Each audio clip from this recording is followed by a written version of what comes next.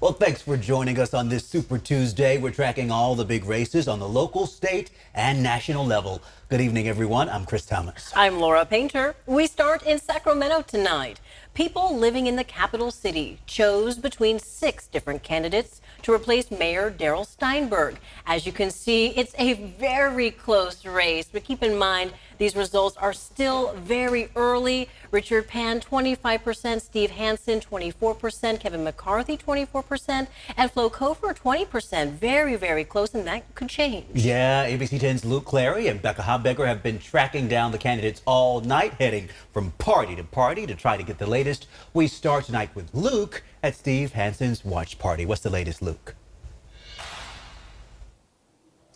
Hey Chris, I got to tell you, things are winding down pretty quickly here downtown, but a lot of energy here tonight. Earlier at Steve Hansen's watch party, he said that he was feeling great about where he stands in the polls right now and these early results. We also spoke earlier tonight to Assemblymember Kevin McCarty, who said that he was feeling pretty good too, down about a field goal in the first quarter if you were to compare it with a football game.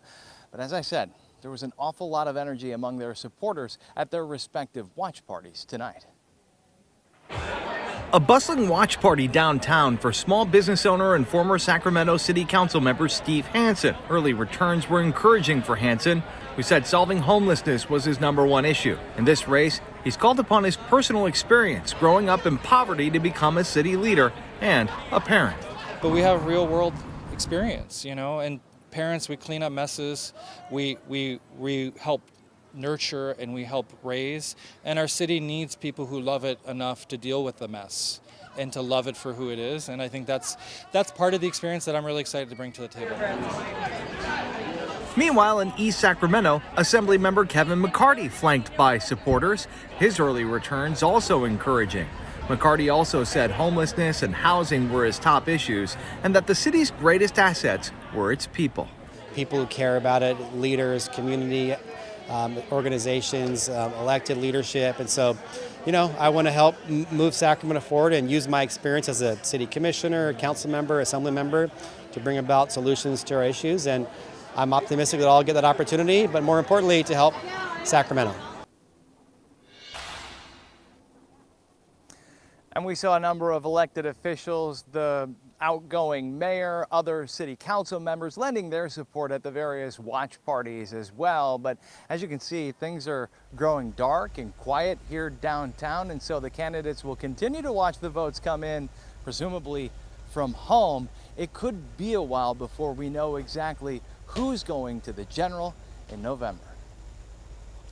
You're right about that, Luke Clary. Thank you. Let's head back out to our Becca Habegger. She is live in Natomas tonight. Becca, I understand that you are at Dr. Pan's watch party, and you've also had the chance to speak to different candidates as well. What are they telling you tonight?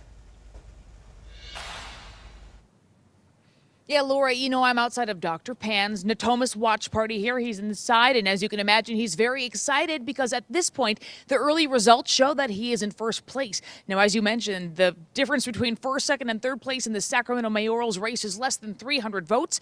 I also spoke with Dr. Flo Kofer and went to her watch party in Old Sacramento. She is in fourth place right now, but she says she's pretty optimistic at this point that, as you have mentioned, there are many more votes yet to come in, yet to be counted.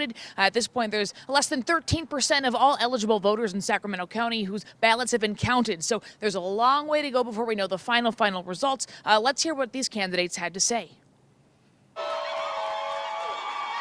Entering her Old Sacramento watch party to cheer, Sacramento mayoral candidate Dr. Flo Kofer said even though early results put her in fourth place, she's feeling optimistic. We know that most of the people, even my campaign staff, everybody was turning their ballots in today. So we are kind of, we like the pomp and circumstance of Election Day. We were out today making sure people turned their ballots in and making sure people got to the polls. Over at his watch party in Natomas, Dr. Richard Pan celebrated the early results, which put him in first place. I know that we're probably going to have to wait for more votes to get counted, but it's always great to be first on the outset. And frankly, I think it reflects the fact that the people do want to see a change in City Hall. They're looking for someone who's going to restore confidence in City Hall. Both candidates acknowledge there are many votes left to count as mail-in ballots arrive and get tabulated in coming days. They say regardless of the outcome, they're grateful to their supporters. I know we're going to be counting probably for a while, possibly, into next week or even the week after. But again, really appreciate all the support. It has been just amazing. I mean, we've had, so much support, so many people who are not usually involved in the political process who have felt seen and heard by this campaign and this election. I'm really excited about that. And, just earlier in the evening, I spoke with Sacramento Mayor Darrell Steinberg. He pointed out that, Sacramento's form of government, council, city manager, does not mean that the city whoever is voted as a mayor eventually has all the power. In fact, he says the mayor is just one vote out of 9 on the council. So he is also closely watching these council races because whoever gets placed in not only the mayor's spots, but also these open council districts will really determine the future of the city and which way it goes on some of the important issues facing our town, like homelessness, crime, and affordable housing, of course, Chris and Laura. So we'll see where this all goes from here. Several big topics on the minds of voters tonight. We thank you so much, Becca.